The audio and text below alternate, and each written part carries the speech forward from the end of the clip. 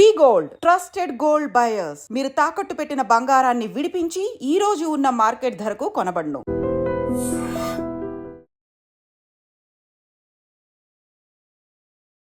నమస్తే, welcome to I dream. నేను మీ ఝాన్సీ.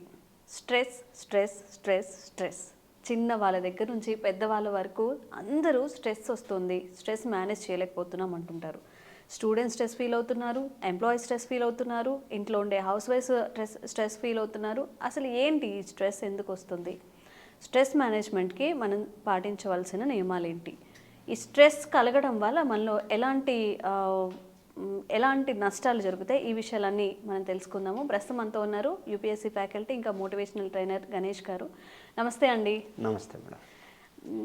సార్, మీరు చాలా స్టూడెంట్స్ని చూసుంటారు, అప్పటి వరకు బాగా చదువుతారు. ఎప్పుడైతే ఎగ్జామ్స్ అంటూ ఉంటారో వాళ్ళల్లో యాంగ్జైటీ అనమాట, ఎలా రాస్తాను, ఎలా వస్తుంది పేపర్ అని చెప్పి. అండ్ ఎంప్లాయీస్లో చూసుకున్నా కానీ డే టు డే లైఫ్లో మనకి రోజువారీ చేసే పనులైనా వాటిని కూడా చాలా స్ట్రెస్గా తీసుకుంటారు. ఈ స్ట్రెస్ ఎందుకు వస్తుంది, దీన్ని ఎలా మేనేజ్ చేయాలి మనం? ఫస్ట్ స్ట్రెస్ అంటే ఏంటో అర్థం చేసుకుందాం, దాని తర్వాత అది ఎందుకు వస్తుందో చూద్దాం. స్ట్రెస్ అంటే ఏంటంటే మేడం, ఒక టైప్ ఆఫ్, అంటే తెలుగులో దాని పదం ఒత్తిడి అంటాం కదా.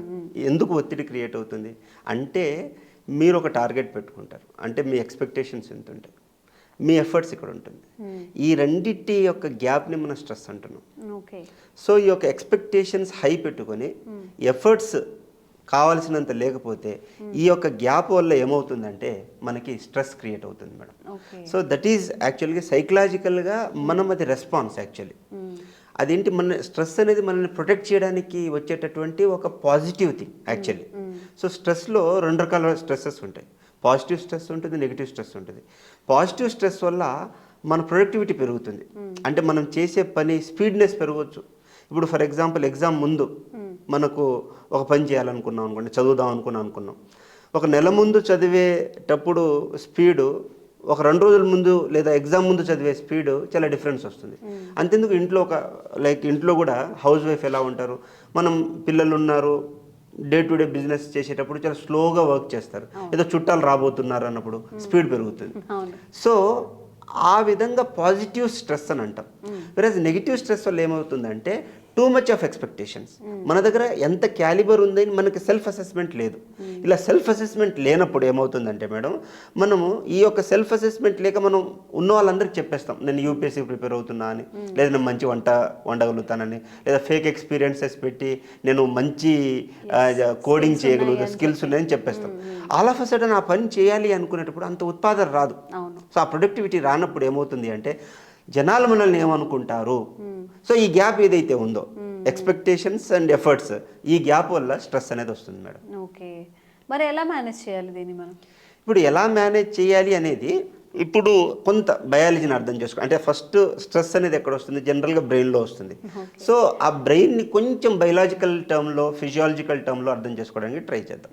ఇప్పుడు బ్రెయిన్లో ఏముంటుంది, అమిగ్డాల్ అనేది ఒక సెంటర్ ఉంటుంది మేడం. ఆ సెంటర్ దాన్ని ఫియర్ సెంటర్ అంటాం. ఇదేం చేస్తుందంటే కార్టిసాల్ అనే ఒక హార్మోన్ని రిలీజ్ చేస్తుంది. ఈ కార్టిసాల్ ఏం చేస్తుంది అంటే మనల్ని యాంగ్జైటీకి గురి చేస్తుంది. సో ఈ విధంగా గురి చేస్తుంది. అయితే ఈ యొక్క మన కిడ్నీ పైన అడ్రినల్ గ్లాండ్ అనేది ఉంటుంది. ఆ అడ్రినల్ గ్లాండ్ నుంచి మన కార్టిసాల్ అనే హార్మోన్ రిలీజ్ అవుతుంది. సో ఇదేం చేస్తుందంటే మనల్ని యాంగ్జియస్గా ఉండేటట్టు, అలర్ట్గా ఉండేటట్టు తయారు చేస్తుంది. సో ఇప్పుడు ఏమవుతుంది, మనకు తెలియకుండానే హయ్యర్ ఎక్స్పెక్టేషన్స్, సొసైటల్ ప్రెషర్స్ వల్ల మనం హయ్యర్ ఎక్స్పెక్టేషన్స్ పెట్టుకొని అంత ఎఫర్ట్స్ పెట్టలేనప్పుడు ఇప్పుడు టైం వేస్ట్ చేస్తాం. సోషల్ మీడియాకి అడిక్ట్ అయిపోవడం, ఫ్రెండ్స్తో మాట్లాడడం, టార్గెట్ మర్చిపోవడం, సరిగ్గా ప్లానింగ్ లేకపోవడం. సో దీనివల్ల ఏంటంటే గ్యాప్ క్రియేట్ అవుతుంది. ఈ గ్యాప్ క్రియేట్ అవ్వడం వల్ల ఏమవుతుందంటే మేడం, మన యొక్క కార్టిసాల్ ఏదైతే రిలీజ్ అవుతుందో, ఇది రిలీజ్ అవ్వడం వల్ల బ్రెయిన్లో ఉన్నటువంటి హైపోథాలమస్ కంప్లీట్గా డ్యామేజ్ అయిపోతుంది. ఇలా డ్యామేజ్ అయిపోయి మనకి మతిమరుపు రావడం, చిన్న అంశాలకు కోపాలు ఎక్కువ రావడం, చిరాకు పడడం, ప్లాన్ చేసుకొని దాన్ని మర్చిపోవడం, మాట్లాడేటప్పుడు కోపంగా మాట్లాడడం, మర్చిపోతూ ఉండడం, ఈ విధంగా కంటిన్యూస్గా ఇలా జరుగుతూ ఉండడం వల్ల మేడం అల్జీమర్స్ అనే ఒక బ్రెయిన్ డిజీజ్ వచ్చే పాసిబిలిటీ ఉంది. అల్జీమర్స్ అంటే మతిమరుపు, కంప్లీట్గా మతిమరుపు. ఈవెన్ మనం ఎంఆర్ఐ స్కానింగ్, సిటీ స్కాన్ చేసి బ్రెయిన్ చూసామనుకోండి, మన హెల్దీ హైపోథాలమస్కి మన ఈ యొక్క అల్జిమర్స్ వచ్చిన హైపోథాలమస్ చాలా డ్యామేజ్ ఉంటుంది. ఓకే. సో అందుకోసం ఏం చేయాలి అంటే మనము ఆ యొక్క ఎక్స్పెక్టేషన్స్ అయినా తగ్గించుకోవాలి, లేదా ఎఫర్ట్స్ అయినా పెంచేటట్టు తయారు చేయాలి. ఇది బయలాజికల్ పార్ట్ ఆఫ్ ది ఇది. అయితే ఎస్పెషల్లీ ఇప్పుడు పేరెంట్స్ కావచ్చు, మదర్ అండ్ ఫాదర్ ఉంటారు, ఎస్పెషల్లీ మదర్. ఇప్పుడు బికాస్ ఆఫ్ గ్లోబలైజేషన్, ప్రపంచీకరణం వల్ల ప్రతి ఒక్కరికి మెటీరియలిస్టిక్గా డెవలప్ అవ్వాలని, లేదు బాగా డబ్బులు సంపాదించాలని, కార్లు బంగ్లాలు కొనాలని, ఇలా డిఫరెంట్ అంబిషన్స్ ఎక్కువైపోయాయి మనుషులకి. దానివల్ల మళ్ళీ ఎక్స్పెక్టేషన్స్ అండ్ ఎఫర్ట్స్ ఈ గ్యాప్ వచ్చేసింది. ఇలా గ్యాప్ రావడం వల్ల మదర్స్ ఎస్పెషల్లీ, ఇది లండన్లో రీసెర్చ్ చేశారు యాక్చువల్లీ. రీసెర్చ్ క్యాట్ అంటే మన ర్యాబిట్ మీద చేశారు, ర్యాట్స్ మీద చేశారు. చేసినట్టు ఏమైందంటే మేడం, మదర్కి ఎక్కువ స్ట్రెస్ ఉన్నట్లయితే దీన్ని ఎపిజెనెటిక్ చేంజెస్ అని అంటాం. ఎపిజెనెటిక్ చేంజెస్ అంటే ఏంటంటే మదర్లో స్ట్రెస్ ఎక్కువ ఉండడం వల్ల జీన్ లెవెల్, జన్యుపరంగా కూడా దాంట్లో మార్పు చెంది పుట్టిన పిల్లల్లో కూడా ఆ స్ట్రెస్ అనేది వచ్చేస్తూ ఉంటుంది. అంటే మనం చెప్తాం, పెద్దలు చెప్తుంటారు కదా, ఏమైనా మీరు తప్పు చేస్తే ఆ పాపం పిల్లలకు కూడా వస్తుంది, పిల్లలకు వస్తుందని చెప్పేసి. యాక్చువల్లీ ఈ యొక్క సామెతకి ద యాక్చువల్ మీనింగ్ ఏంటి అంటే, తల్లిదండ్రులు చేసిన తప్పుకి పిల్లలు బాధపడడం అంటే ఈ జెనెటికల్ చేంజెస్ వస్తాయి. ఈ జెనెటికల్ చేంజెస్ రావడం వల్ల పిల్లల్లో ఆ స్ట్రెస్ హార్మోన్స్, అంటే ఈ యొక్క కార్టిసాల్కి కొన్ని రెసెప్టార్స్ ఉంటాయి. ఈ రెసెప్టార్స్ ఎక్కువగా జనరేట్ అయిపోవడం వల్ల ఏమైపోతుంది అంటే వాళ్ళు స్ట్రెస్ని మేనేజ్ చేయలేరు, వాళ్ళు ఇంకా డిప్రెషన్లోకి వెళ్ళిపోవడం, వాళ్ళ పిల్లల లైఫ్ని మనము అన్నెసరిగా డ్యామేజ్ చేసిన వాళ్ళం అవుతాం. ఓకే.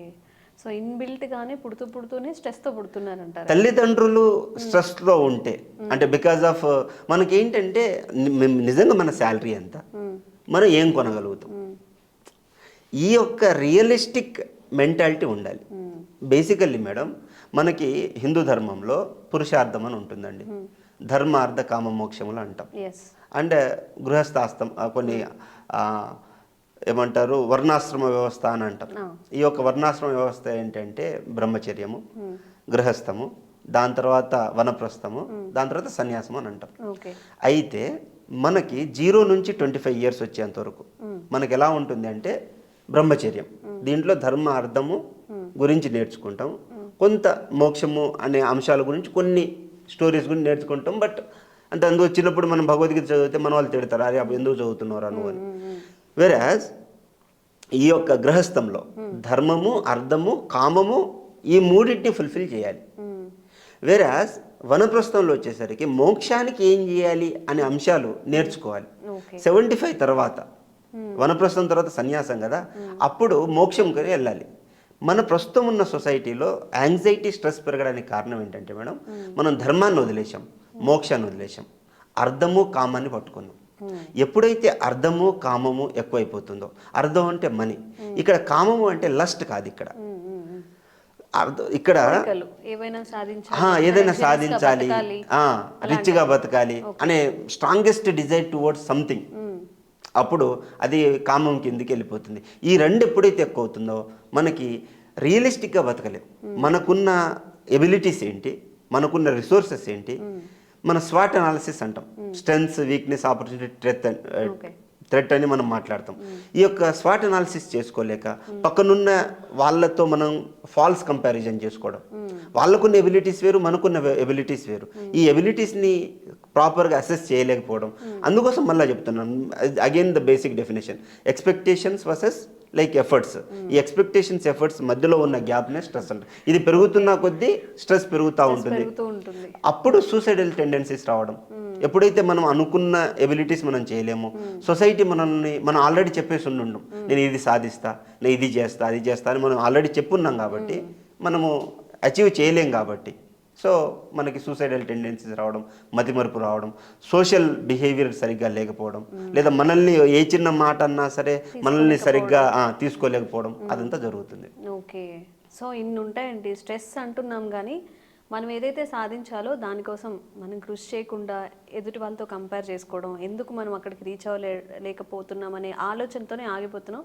దీనివల్ల ఇంకా ఎక్కువ స్ట్రెస్ అవుతున్నాము. సో ఈ పాయింట్స్ అన్నీ మీరు అబ్జర్వ్ చేసుకుంటే హ్యాపీగా మీ గోల్స్ రీచ్ అవ్వచ్చు, స్ట్రెస్ ఫ్రీ అవ్వచ్చు. థ్యాంక్ యూ అండి. Thank you.